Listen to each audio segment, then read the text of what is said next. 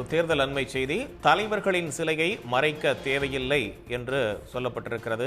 மறைந்த தலைவர்களின் உருவச் சிலைகளை மறைக்க தேவையில்லை என்று தேர்தல் ஆணையம் அறிவுறுத்தல் கொடுத்திருக்கிறது. விவரங்களோடு செய்தியாளர் கண்ணன் இணைகிறார். கூடுதல் தகவல் கண்ணன். தமிழகத்தில் தேர்தல் தேதி அறிவிக்கப்பட்ட உடனே தேர்தல் நடத்தை விதிகளானது அமலுக்கு வந்துள்ள நிலையில் தேர்தல் நடத்தை விதிகள் அமலுக்கு வந்துள்ள 24 மணி நேரத்தில் பொது இடங்களில் உள்ள அரசு விளம்பரங்கள் உள்ளிட்ட அனைத்து இடங்களிலும் விளம்பரங்களை அகற்ற வேண்டும் என்று தேர்தல் நடத்தை விதிகள் உள்ளது. அதன்படி பல்வேறு மாவட்டங்களில் அந்த விளம்பரங்களானது அகற்றப்பட்டது. அதே போன்று பொது இடங்களில் உள்ள மறைந்த அரசியல் தலைவர்கள் மற்றும் முன்னாள் முதலமைச்சர்களின் சிலைகளை சில இடங்களில் மூடும் நிகழ்வையும் காண முடித்தது.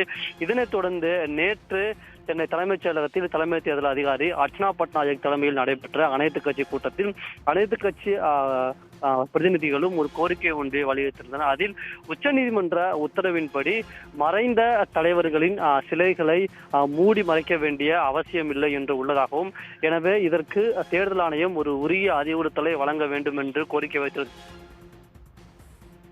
ஆணையானது ஒரு உரிய அறிவுறுத்தலை வழங்கியுள்ளது.